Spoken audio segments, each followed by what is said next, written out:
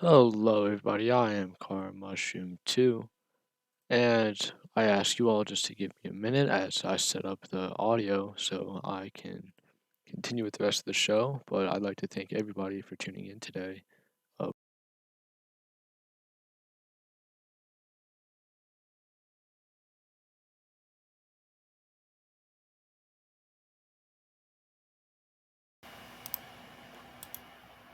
my bad. I'm still setting up the audio right now. Unfortunately, I have some weird issue.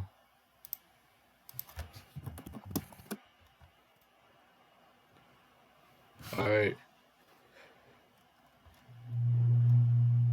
Doug, you there? You there? Alright. I'll just try again. Yeah, I'm here. Alright. Welcome to the show. I'm Carmushroom2 alongside my co-host. Dug42. Thank you for coming, guys. We appreciate you guys coming. Unfortunately, we were not able to stick with our Tuesday time schedule because I unfortunately need to go to my grandmother's funeral. Yeah, very sorry for that. Yes, thank you. But we should definitely get right into the information that we have. So first off, Doug and I want to start off with talking about the recent signings opened for RBC. Yep. Some scrimmages went down. We got to see some of those teams in action. Doug, so let's just break down the scrimmages that have happened so far, and talk about the teams as they stand so far. Right. Go ahead. So first off, the first team that I want to talk about is West Virginia Mountaineers. They've played a few games so far. So far, they played a 4-2 victory against RVC. They played a second game against RBC, winning 5-4. They lost to SoCal 1-0, and they just lost to Nash about an hour ago, 8-2. Right. Considering where RBC stood last season, I'd consider those some pretty good wins. Now, obviously, this is a completely different Cougars team that we've seen. Totally new players. But I still think the Cougars could be as good as they were last season. I was talking about West Virginia because I was listening Yes, to the game. but I'm just talking about their win over the Cougars. So both those wins can be looked at as impressive. Granted, it is a scrimmage, so both teams, all teams, should be trying out new players in different positions, not where you're going to be seeing them play come the regular season. But those are pretty good wins for the Mountaineers. Then they had that close loss to the Bullets, 1-0, which after the signing, we all expected the Bullets to be good because they got a lot of good players. Parker's going to be a good coach. Me-Man's still pretty consistent. And then all their other rosters or players. Mm-hmm. And then their most recent game against the Spartans, which ended, like we said, an hour ago. Do you want to speak to that, Carm? Sure. That game, I think, I personally haven't seen West Virginia in a ton of other scenarios. Yeah. But in that game alone, they did seem a little bit unsure about where to play and how to play. I mean, not that they didn't understand the fundamentals, but in the game, they did miss some easy plays in the outfield. Yeah. They they were just striking out a little bit, and I mean, one of the things which isn't really gameplay related, but I think it's just stressful as a whole, was just the inability to keep the game progressing. Because I'm not going to say that it was just one side, but there were both sides on the field where we kind of just delayed the game, and I'm going to guess that may have been something that was happening with the other games based off the comments I saw with them. But those teams really have done well. And I mean, looking at the RVC West Virginia roster, they have Squeaker Raxos, who was the lowest ERA pitcher last season, but then again, he also had a really strong outfield cast to support him. So he got half an inning before he was ejected today. So we didn't really get to feel him out, see how he was with his outfield. Right. But I'm gonna guess that at least it's not nothing, and it's Yeah, still gonna be something that he's gonna have there to support him when he's on the mound. And on top of that, I mean, they have a lot of players that didn't really play a lot. Like Hi Josh didn't play last season. Xavier got suspended for half the season. yeah, Winslow didn't really show. Admin Aviation wasn't in the league last season. And Lucky Prince barely showed for NAS last season, and Maximus right. Phenom didn't play last season. The only players that were playing last season for West Virginia was Uncomparable and Squeaker, and Uncomparable was by far the best rookie last season. But it's a question of will he be active this season? Because Yeah, we don't have a lot to go off of for West Virginia. They're essentially a very fresh team in the sense that these guys weren't playing here last season. So yeah, I agree with that they've got completely. a lot of space to grow, but it's definitely going to be a question of how mature can they stay. Yeah, no, they're definitely a team to watch. They seem like they're the team of not recent players, I suppose. Like you were saying, most of these guys weren't playing last season, or if they were here last season, they didn't show up to many games. So Yeah. hopefully they can fix that, and I think they'll be a team to watch to see how they grow. Mm-hmm. And looking at the next team, the SoCal Bullets, they had that 1-0 win against West Virginia, and then they also had a 4-2 victory against the Mount Adams Knights. Yeah, Uh, I mean, what do you think of this SoCal team so far?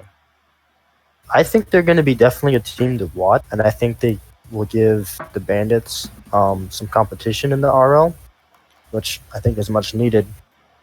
If they can beat the Knights, that's saying something since the Knights obviously won the World Series last season. Granted, the Knights were also down their number one pitcher, Squeaker, and number two pitcher, AJ. So they're going to hurt a little bit in the pitching rotation. Whether they can fill those holes or not, we'll soon see. But I haven't been able to watch the games yet, so I can't speak too much to how they're going to shape out. Yeah, Um, I mean, looking at the SoCal roster on paper, I mean they've definitely been training a lot. If anybody's been looking at JetBlue, you can see that they've been there quite a few times so far. yeah, And Dirt Racer Garrett was obviously one of the better hitters last season, even though he was on a struggling Suns team, which unfortunately didn't do too well. You got Broken Elias, who was by far one of the most well-rounded players in the batting category and fielding category. Um, he grew a lot last season, so he's still got a lot of room to grow. And Parker is definitely one of the most notable players in RBC, along with Duwop McGinty, who had a very sleeper season on the mound last season. A lot of people overlooked his pitching, but he's going to be the main focal point for that pitching rotation this season. I think he's really going to have a big breakout season that people are really going to recognize. yeah, for sure. No, they definitely got potential, and I think they're gonna come together, providing they don't fall apart for some stupid reason, like almost happened earlier last week or later last week. Yeah. Um, yeah, Looking at the Ohio team, I mean, there's not really much to say. They I haven't know scrimmaged it's. yet. Um, I mean, it's kind of what we expected them to be slow in signing, just because Smoggin does what Smoggin does. yeah, like a lot of players may not realize it, but the big thing that he does is he'll often bring his friends over from other leagues and just like make a team out of that. So it's not really Right. much to comment about that. But If the players he has signed, that being Steven, Mazda, and Ryan, do show up and they come back to the ways they were back in season 3, they'll definitely be a challenging team. But this is not season 3. This league has changed a lot since then.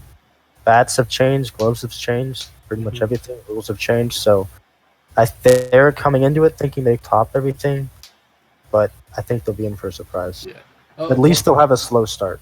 yeah. But one of the things that I do want to highlight about the Ohio team is for those looking at the spreadsheet, the player Fishy is actually Ryan XVI, who Right. was once unanimously the greatest RBC player ever.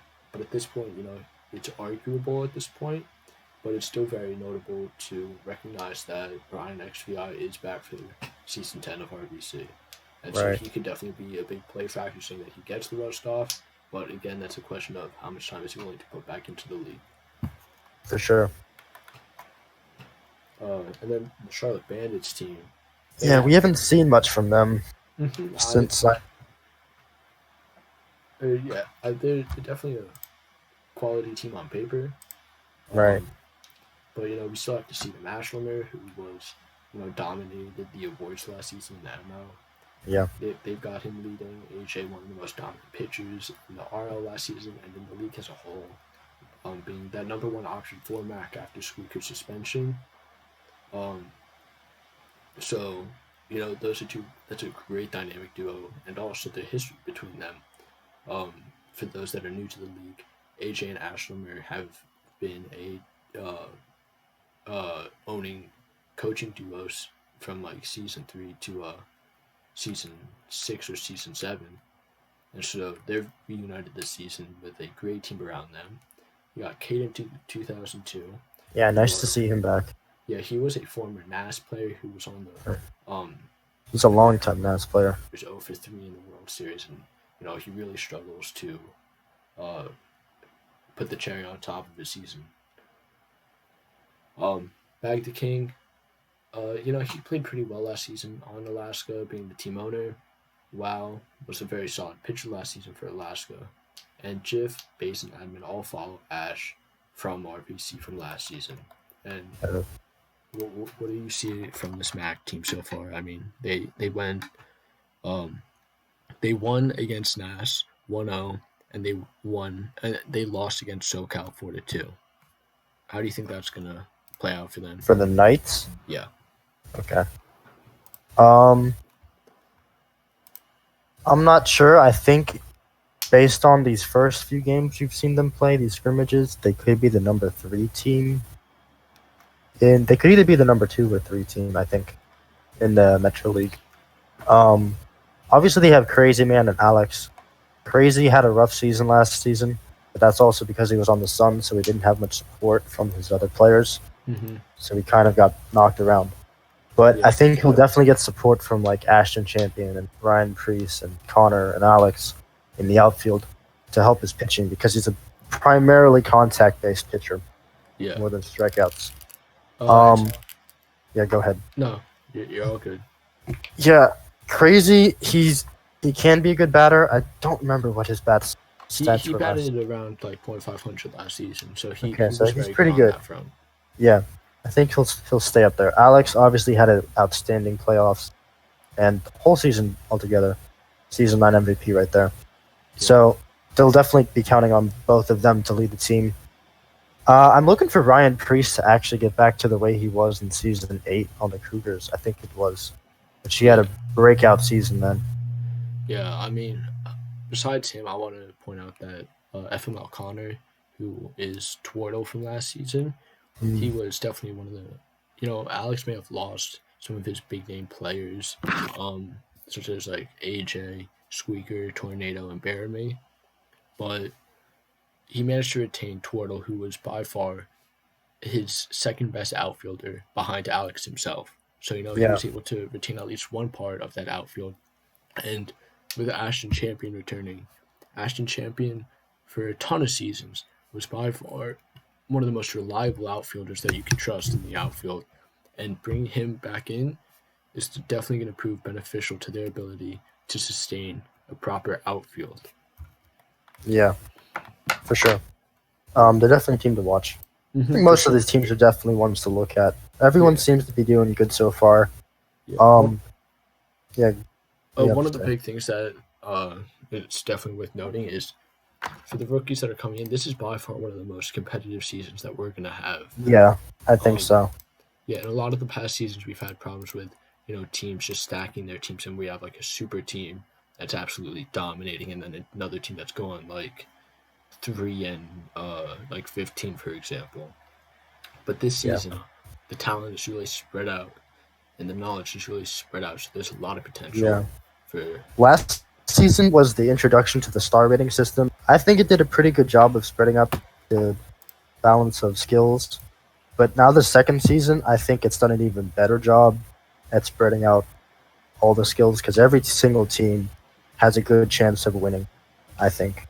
If they really play their cards right and put it together, I think we'll have a really good competitive season.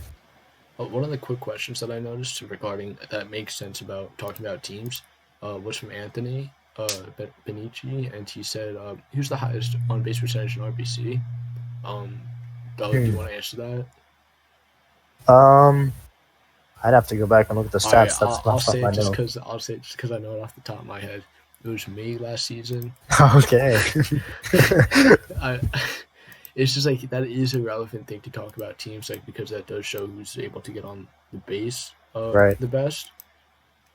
But yeah, that was me. But now looking at some of the other ML teams, Unionport Suns, they have a pretty good team. They have Arcadia Delta, who was a solid pitcher. They have Dreadful Sleep, who I'm hoping can return to his peak form in season 6, I believe. Yeah, season 6. Yeah. He was on Mount Adams Knights, and he was by far the most dominant player. You could have him in center field by himself, and you could hit it to left field right on the corner, and he would still get the out before you could get to first. I kid you not. I literally did that. I don't know how he did it. He was a great fielder, and he was an absolute bomb of a hitter. Yeah, before the center field rule, I kid you not, I literally hit it to the corner of the outfield, and he was in center field, still got the out. Like, he's definitely a force to be reckoned with. Right. Hopefully he can get back to those ways. Yeah, for sure. And those are just some of the big name players. First, I just want to point out your boy Bear's back. Yep. When I was on season 4 Boston, he was my biggest piece of work. Like, out of all the players that I trained the most and get the most effort into, it was definitely him, and he was definitely the third best player on the team, behind myself and Pablo Jr. Looking at Rock Valley, how's Rock Valley looking for you, Doug? Because I know that you lost juice to them. I know. Sadly, the star ratings didn't allow us to retain Juice, but I think it's good that he moved on. He'll get a fresh taste at a new team. Obviously, Cougars have Spartan, Reckless, Juice. Those are 3 big names. If Spartan can get back to his 4 or 5-star ways that he used to be, I think they're definitely a force to be reckoned with. Reckless has always been a threat. It's been his toxicity that's kind of his Achilles heel. Juice is Juice, great batter, great fielder. He's a really player. Then you have Flacco, which he's definitely got skill. He's got potential, but again, his toxicity can sometimes get. Nathan Nader's been a long time Cougar. I rarely ever see him show to games, but he's pretty good when he does show up. You've got the 2-star JS. You played with JS last season. What did you think of him? I mean, he didn't get a lot of time in the outfield purely because we had already a strong centered outfield, and they showed up consistently. So there wasn't really that space to give him that time. But in the practices, he may be young, but he had a lot of consistency in his throws. And I think that if the Rock Valley Cougars can embrace that and work around that and work with him, I definitely think that he can be one of the biggest breakout stars in the outfield this upcoming season. For sure. What are your thoughts on Jonathan Howard? I honestly didn't see enough of him. I know that he hit a home run off me last season, but that was literally his only home run. And it was also we were up 13-1 when he hit it. So and then Ryan Wilson. Jonathan and Ryan have always been consistently coming in and out of the league. Yeah, they hopping around teams. Mm-hmm. And then looking at the last team, New Alexandria Spartans, I don't really think we want to comment too much about them because we're both on the team. Yeah, we're going to try and refrain from any of that. Yeah, but the one thing I do want to say, though, is the kid Callie, who was formerly JR Jokes last season. He is on a very similar boat with JS where, he got a lot of time in training, showing his outfield ability. And, he did really well in the outfield. And, in this season, because I recognize that and I want to make sure that he gets that chance to shine, he is definitely our top candidate in the right field right now. Yeah, he's definitely stepped up his game. Yeah, so I just want to give him a shout out for that because it is a huge improvement to be, a 1-star and be able to start on one of the most notable franchises as their right fielder. So I want to give him props for that. Sure. All right, so we broke down the teams. I think we're gonna have a very good season. It's gonna be a great one to remember for sure. But having these mix up of teams wasn't the only thing that changed in RBC this season. We also brought in the addition of RBAA after God knows how many seasons of trying to actually put it into action, starting with the Continental Baseball League in season 5, I think it was. Yeah, it was season 4 or 5. Yeah, and I don't remember which. And we're very happy to have finally got it done. We got the first game done today. Yep, An astounding big milestone. Mm-hmm. That was unfortunately I wasn't able to stay for the whole thing, but what I saw was a really good game, and then what I heard at the end was more than good news for me. Yeah. So for those that weren't able to catch the game today, to sum things up pretty much, Dre Roldan, who was the starting pitcher for Concord, held a really, really solid game in his debut. He pitched 4.6 innings. He only allowed 6 hits with one earned run, on top of 12 strikeouts, which was pretty good. I mean, RBC pitchers don't even get 12 strikeouts a game. Yeah, rare. Then again, it was a lot of rookies who hadn't played before. Mm-hmm. So there's that to be said, but still a great performance. I'm not going to discount it from him. Discredit. And they also did very well on batting. I think it was Robert D. Kirkman who hit the first grand slam in RBAA in the very first game. He currently is the league leader. He's second in RBIs with 6. Dre Roldan also performed very well, batting at .500 with an on-base percentage of .556. His team around him did very well on the batting side. But the thing that I want to highlight is the impact that Hurdy Brown had on the game. He showed up in the 4th inning. His team is down 14-0. He shows up, and in the 5th inning, top of the 5th, 2 outs, 14-0. He helps rally his team to a 12-run rally, going 8 for 6 with 1 home run and 8 RBIs in 1 inning. His batting average is at a .75 as well as his on-base percentage, and to me, it was by far one of the most outstanding performances we saw. He played a very short time, but in that time, he was by far the most productive player. Not to take away from, Dre and Robert, who both did very well, and I'm gonna recognize that. But the impact that Hurdy had on his team was absolutely astounding. For sure, we haven't seen 12-run innings in RBC since it's been a good while since we've had those blowouts. But glad that happened. I think that's the right energy we need for an opening day game and to get the lead, have hype behind it. Mm-hmm. And I want to bring on a good friend of mine to help us break down what his plans for the future of RBAA is and what he intends to get out of it and what he intends to have do for RBC. I'd like to welcome on my good friend, Double I Spartan. Oh, greetings. How is everybody doing tonight? Greetings, Namaste. How We're are doing pretty good. How are we? Yeah, bro. I'm just hanging, dog. I am kind of busy, man, but find time to do what needs to be done. Am I right? I get that. So, walk us through today's first game. Did it play out to what you thought? Was it more or less than what you expected? And how do you expect the rest of the season to play out? Well, certainly it was so much more than I could have ever imagined. Coming out here, first couple games. The first couple games we had practice games. They looked very disorganized, very loose. Looks like maybe in the first game wasn't going to be too hot. And even before in the past, when we first started up on RBAA, it was looking like this wasn't going to do too hot. But then it was almost like a miracle, almost, if you want to say it, where this game is so beautiful. We had such a compelling game, high energy for most of the game, especially towards the end. It was very high energy. We were able to, I think we had a great support from both the RBC fans and random fans of just friends of the players. And I think I think it was a great support. I just love the support that everyone's giving me and this organization right now. And what do you expect to see similar outcomes from the other games, or do you think that this may have been a fluke?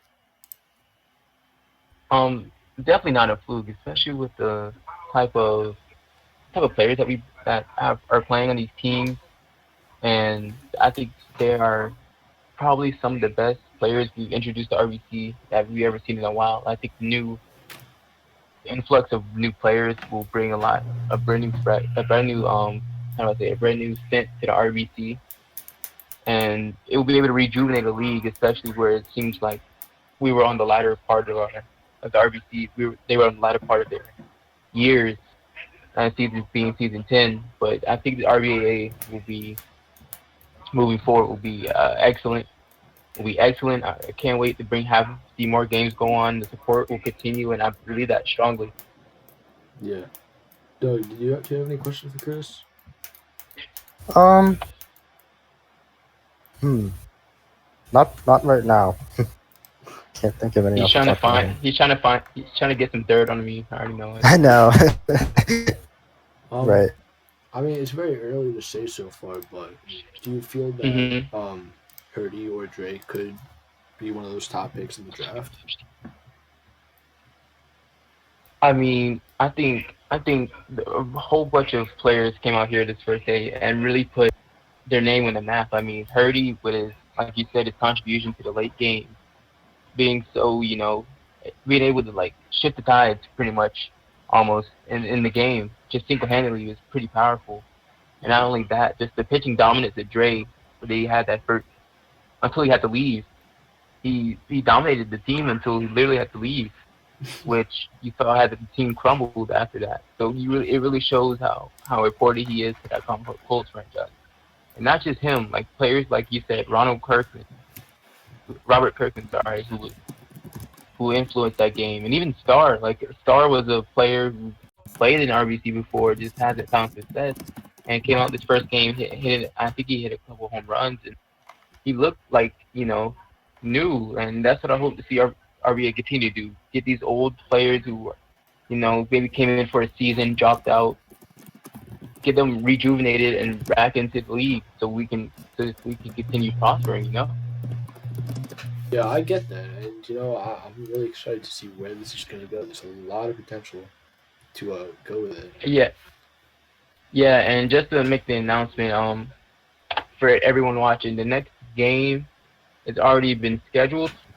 This game will be tomorrow, and I believe it will be at 8 o'clock at First Energy Stadium. It will be your Lynchburg Wildcats going against your Monterey Mariachi. This will be an exciting game. We get to see some players that we've seen pop up, like Doogs. Like Doog, he's been talking about this pretty well. He's pretty hyped for this.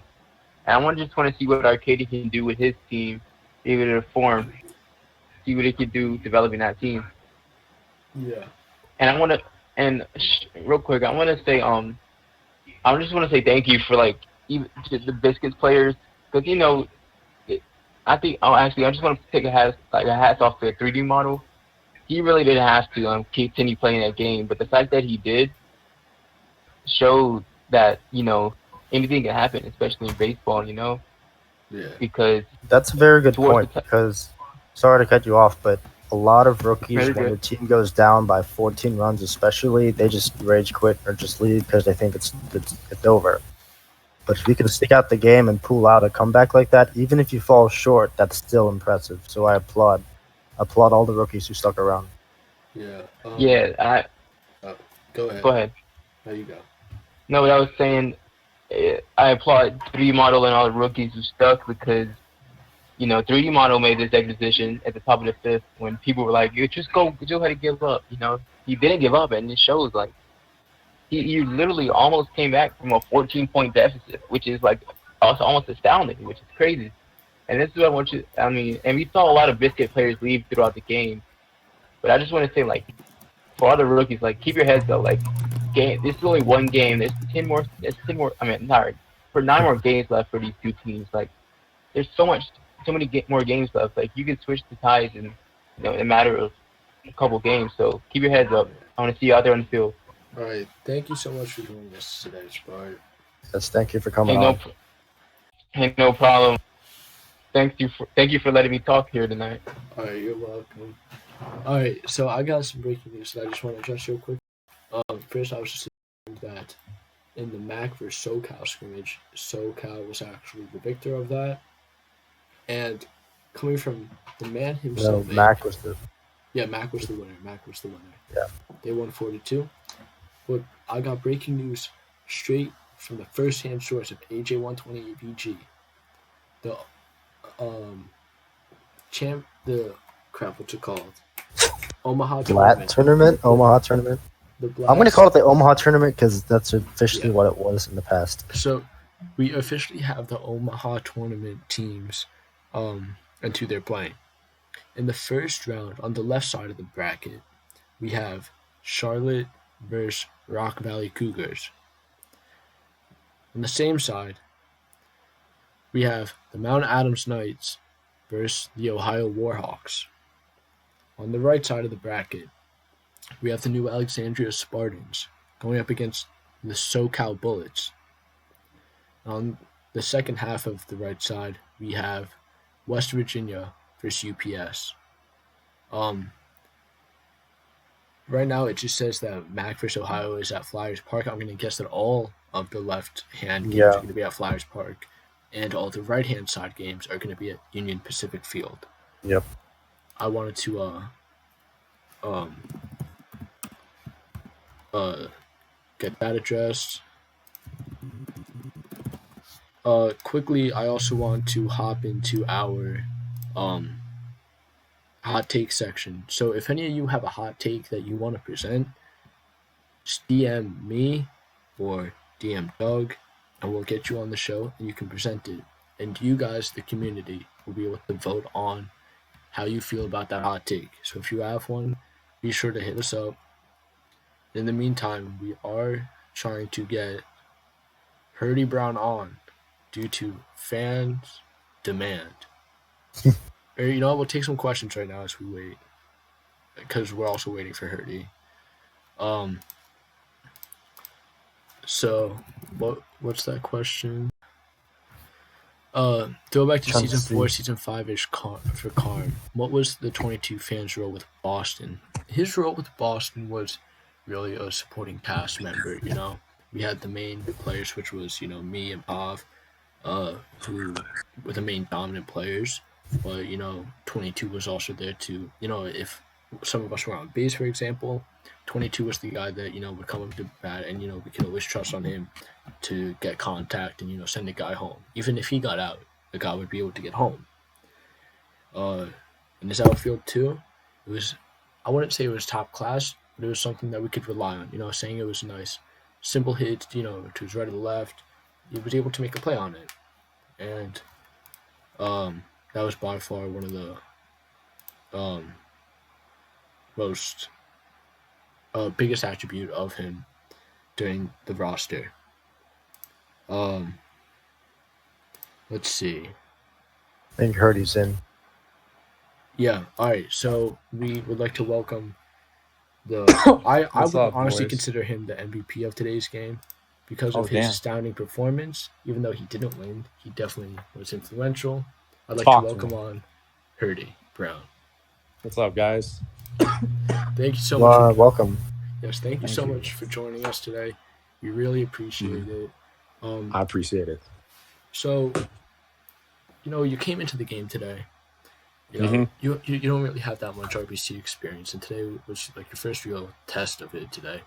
What was your mindset when you first came to that game, and how did it change progressively as you performed better and better?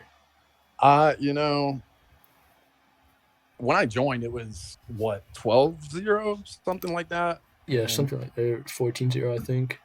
Yeah, so at that point, it seemed like it was insurmountable. So I was just trying to come in and, you know, get my reps and learn some things. We were trying to learn, you know. At that one point where we could have quit the game, we said, nah, we want to take this as a practice, and it ended up starting a comeback in the 5th. So I'm glad we did that. But I mean, I'm just trying to practice, trying to learn as much as possible from my coaches and stuff so I can get the RBC. I know that I personally heard you answer this, but just for everybody else out there, how did you find RBC and what made it more attractive in your eyes compared to some other leagues? I found it from the ads. I was, looking for baseball leagues and stuff, and I had experience with new gen and stuff like that, and wasn't a huge fan of the community and how they treated new people. But RBC's done a great job of like incorporating new people and trying to help them learn the ropes and stuff like that, which I really appreciate. And I'm starting to see my teammates get better and stuff like that. Me and Fox had a good little practice after, and starting to see him improve. And I hope everybody can just take the opportunity if you're on a team in RBAA and take full advantage and learn from all your coaches. And myself and Doug, for example, we're very accustomed to these tools because we've been playing with them for so long. But how would you say that these tools compared to like new gen or old gen, and how do you feel it was to be able to get a grasp of them? Well, it definitely looked better than old gen.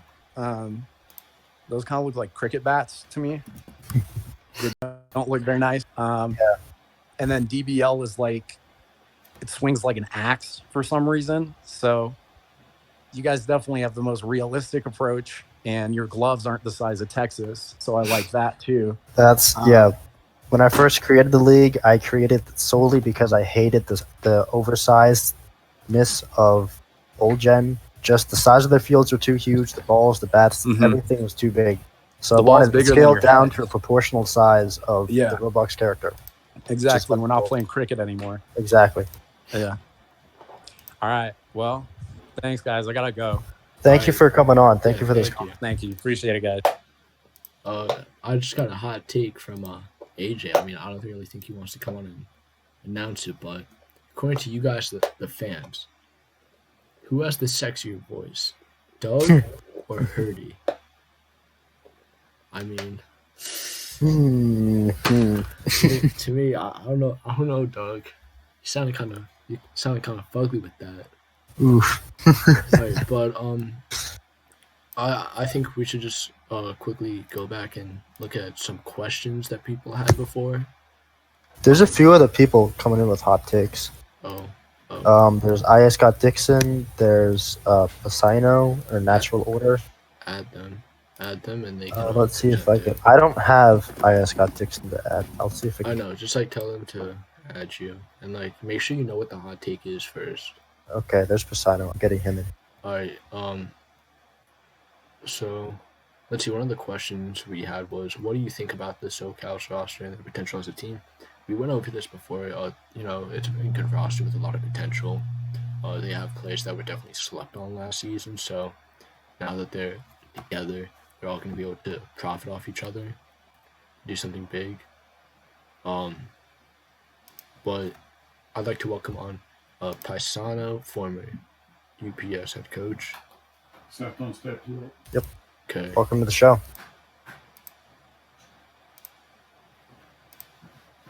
Let's see if you can get your mic working. Yo, what's going on? Yeah, welcome. How you doing? How you doing? Pretty good. Let's hear this hot take. All right, so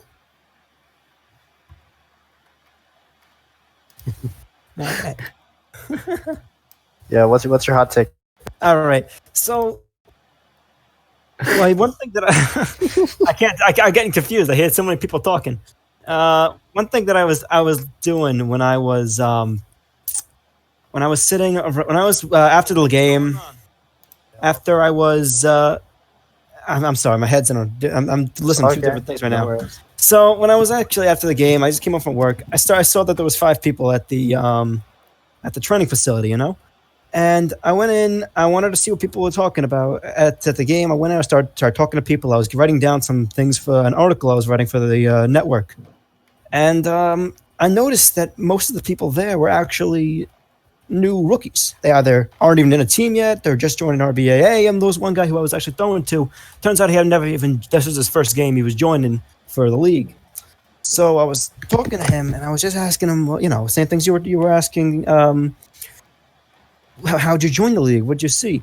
And what really astounded me is the amount of people that come here and join the training sessions or joining the stadium just because they actually have this desire to play. And this is a desire, and so many people that I'm seeing.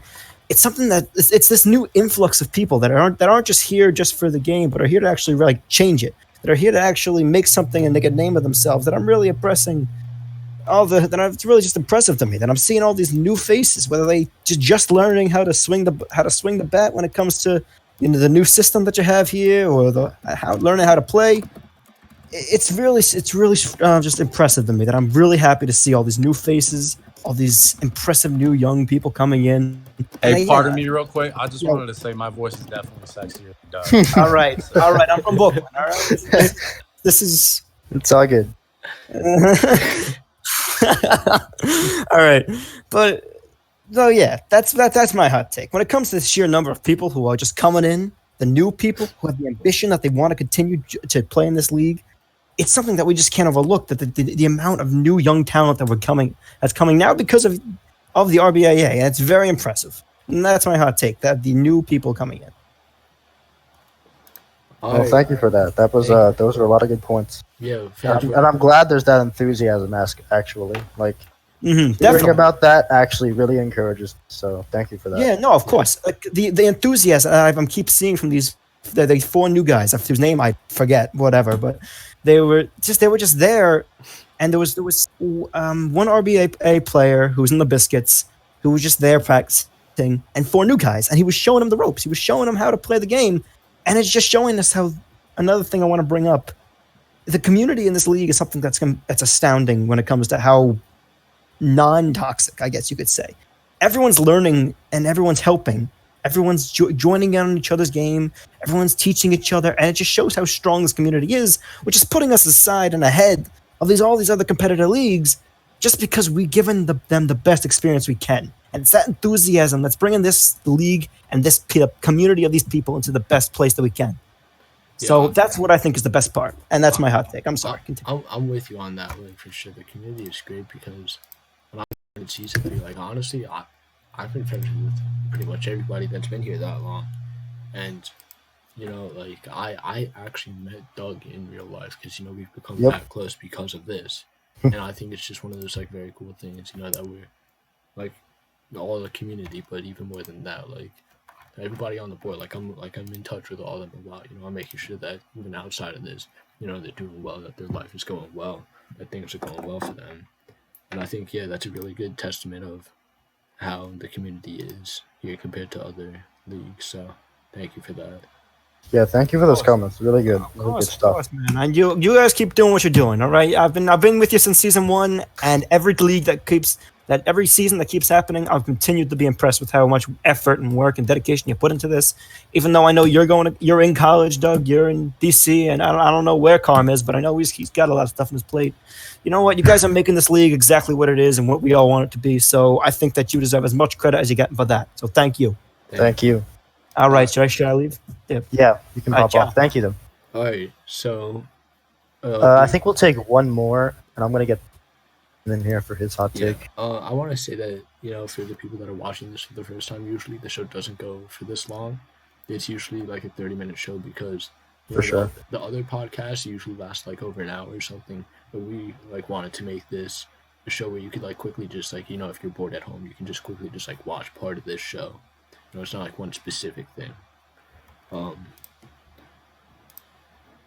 I'm just waiting for him to pick up. Yeah, but after this, we are going to the real life news section, so be sure to stay for that. Sure. All right, Scott Dixon, let's hear what you got. Okay, thanks, Carm. Thanks, Doug, for having me on the show. Welcome.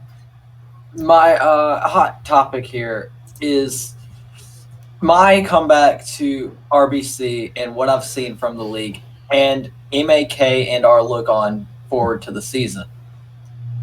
My comeback to RBC, I haven't been here since season 8 when I played for the Flyers.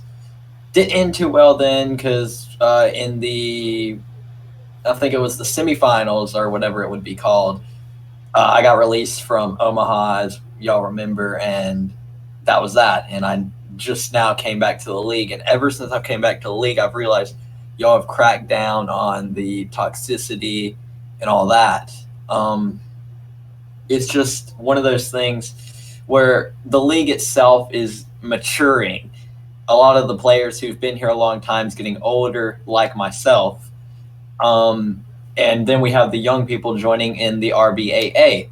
And one thing I want to say about the RBAA was I hop onto the live stream for that today, and I see a 14-0 lead in the top of the fifth. I thought it was over.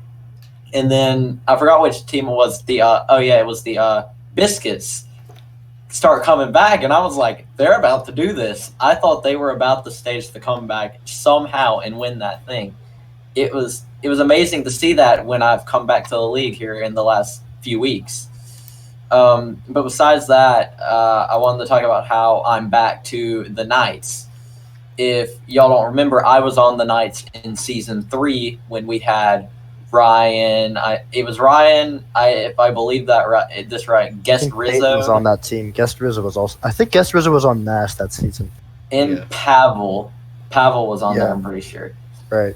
Because that's where we got Pavel's poll. No, that's Boston. Pavel's poll was later. on Boston. Yeah. Because then Mount Adams kind of went to Boston, sorta, and all that mess. Yeah.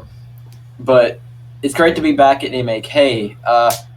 I decided to go to MAK because of Crazy Time Man. I know him and AJ and them a good bit, so I decided to go there because I know them, and I've heard Alex is a good outfielder like I do. I do a good bit of outfielding, and I felt like having a strong outfield is what you need. And if y'all don't remember, at Omaha, late in the season, I started pitching for Omaha, and that's another thing that I have in my back pocket that I can do because at the end of the season, Omaha, every now and then you would see me RPing or start pitching. And I started doing that effectively at the end of the season and as we went into the playoffs, as that started going. But as I'm back at MAK, preseason, we played SoCal. Amazing game against SoCal. We won 4-2. We had crazy pitching. Then we had me and Alex in the outfield. Just amazing stuff, what we were showing, what we can do with our outfield. Our outfield is strong. But with AJ and I can't remember who else pitched last season for MAK. Yeah, AJ and Squeaker. Yeah, they were the pitching duo of MAK last season, if I've heard that all right, because I wasn't here for season 9, clearly. No, that's correct. You're correct. And now we have pitchers coming up. We have Crazy, we have me, myself, Ashton Champion, and we have Ryan Priest. We have some pitchers coming up. And against NAS in our preseason game, we won 1-0. Wasn't the best game, you could say. Both sides were disagreeing with calls that the umpire was saying. We all agreed on that. Carm would know what I'm talking about. That's quite. I was DMing him talking trash about the ump the whole time. So it was one of those things because I pitched the whole game, and from my perspective, I've never pitched in RBC since I stopped pitching in season 8. Literally, I didn't pitch but like 5 minutes before that game, and to go in there and get about 6 or 7 Ks, I'm pretty sure, and to only allow 3 hits, I felt pretty confident about myself coming into the season. And one thing that was happening, I'm not going to say what teammates or what was happening, but we were having an argument, and it kind of brought up the topic of our team coming together as a team, because we were having an argument with another one of our pitchers. He wanted to pitch, but Alex said, let Ashton finish this because he's doing good. You could have the whole next game, and it was just one of those things where he wanted to pitch, but it was just kind of splitting the team in two because he started at the end like saying how he wanted me to start doing bad and all that so that he could go in. And it was one of those things where I was like, my team, I want my team to be there. I talked to him after the game. I want my team to be right by my side and support me. And that's what we're talking about now, getting forward to the season. What day does the season supposed to start? It's not a set day yet, but I'm looking for probably the 3rd week of May. Okay, so with about a month and a week before we start, we're still trying to get together as a team. we're a family. We need to get together and work together and know what we're going to do heading into the regular season. We still have a lot of preseason action to go, and it's going to be cool and all. The problem is some people were like here at MAK, we were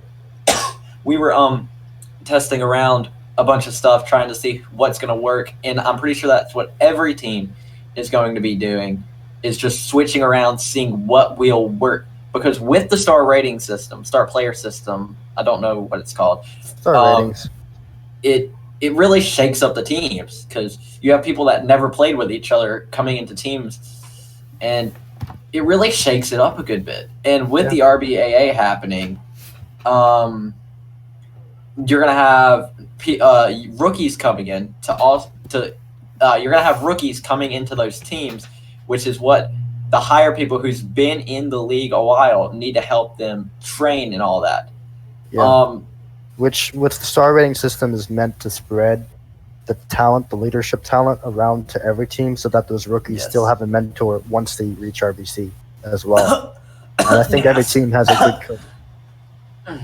Just saying, because like before the star rating system, you had teams like the powerhouse of NAS. You had that like happening every single season, and then you started having the Bandits. They were also starting to become a powerhouse, and it would just happen every season. You always had like 2 powerhouses, and that was about it. And this season, it's kind of if you look at it, it's like college sports. It's anyone's game. Anyone can win this season. It's amazing what's happened after I've came back to RBC and seeing what's happening. I would agree with that it is everyone's game. On that note, though, we should wrap this up because we have a few more things to talk about, and we do want to close the show up soon. So thank you for your comments, though. You're welcome. Thank you. Yeah, thank you for coming on. Thank you.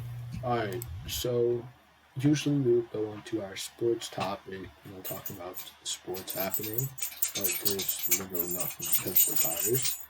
And then we move into our real-life news section. So some of the top headlines that I want to address quickly is Gavin Newsom, who is the governor of California, essentially declared his secession. So, in other words, the governor of California said, we're done with how Trump is handling this, and we're going to, handle the coronavirus our own way. And, I think it's very irresponsible because then you're not in coordination with the federal government. You're not working cooperatively with them. At that point, you're just working against them. I'm going to say now, I'm a Republican, so some of the things I'm going to say is just more focused or leaning towards that side. But another thing I want to highlight is a Democratic state senator, Scott Wiener, who is one of California's leaders to produce more housing and such, like one of the biggest faces in California for representation. He said, the federal government is no longer a reliable partner in delivering health care, in supporting immigrants, supporting LGBT people, and protecting the environment, so we need to forge our own path. The thing that I find problematic with this is him putting immigrants above his own state's people. I don't disagree that immigrants are people. Immigrants are people. They deserve rights. They're humans. But at the end of the day, they're not a citizen. A citizen is the person that grew up in the country and is serving your country, serving your economy, and serving your community. Those are the people that need to be supported first. Like, it doesn't matter if you're LGBT, it doesn't matter if you're black or white, it doesn't matter what religion you are. If you're a citizen of the U.S., you should have priority over an immigrant. And that's just me personally. That's what I think. But I wanted to let you all know that California is doing their own thing now. Another big thing is Nancy Pelosi slammed. What a witch. Yeah. Nancy Pelosi, who, for those who don't know, is the Speaker of the House of Representatives, which is essentially like how the president's the leader of the White House executive branch. Nancy Pelosi is the leader of the House of Representatives. And she slammed a GOP vote. Like, she hated it. on a $250 billion vote, that would have allowed for that $250 billion to be used as loans for small businesses, and said that rather the $250 billion she wanted $125 billion for financial institutions for low-income communities, $100 billion more for healthcare institutions, and $150 billion for state and local governments, and a 15% increase in food security benefits. Here's the thing. When you give small businesses the chance to succeed, like if you're giving loans to, let's say, a advertisement firm, right? The people are working from home, and you're giving them that money, then you're allowing that company to continue to provide the health care for their employees. You're allowing for the employees to still receive their pay. You're allowing for the employees to still contribute to the economy so that it's not crashing and burning all at once. Again, that's just me. And the last thing I want to mention that is no political side based is the amount of the fact that New York has ramped up its mass burials amid the coronavirus outbreak. I personally live in New York.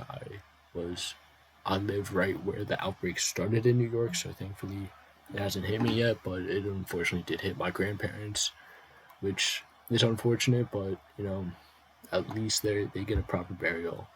And the New York State already has 7,844 people who have died, with 162,000 infected. And it's unfortunate. We live in a very difficult time, a very odd time, to say the least. But the thing is, I want everybody to stay safe out there.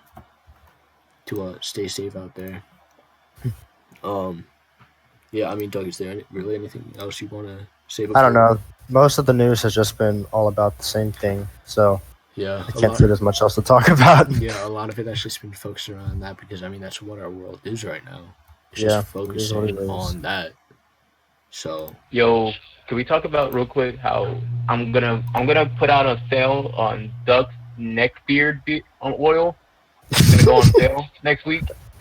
To let you fanboys of Doug know. Yeah. It's gonna be $20 a pop. It's gonna be the biggest thing since Belle Delphine bath water. All right, thank you, Chris. It'll be the biggest thing since toilet paper went on sale. It's the biggest thing since Chick-fil-A. On that note, I'd like to thank you all for joining us tonight. Yes, this was actually a very long but a very good Yeah, I mean this lasted around an hour. Usually it's not going to be an hour. Usually they're 30 minutes. But again, we'd like to thank you all for coming on tonight and spending your night with us. I hope you all have a great rest of the night. Have a great rest of the day tomorrow.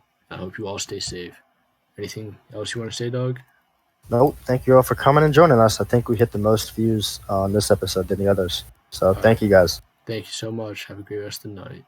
This is Carmushroom2 signing off.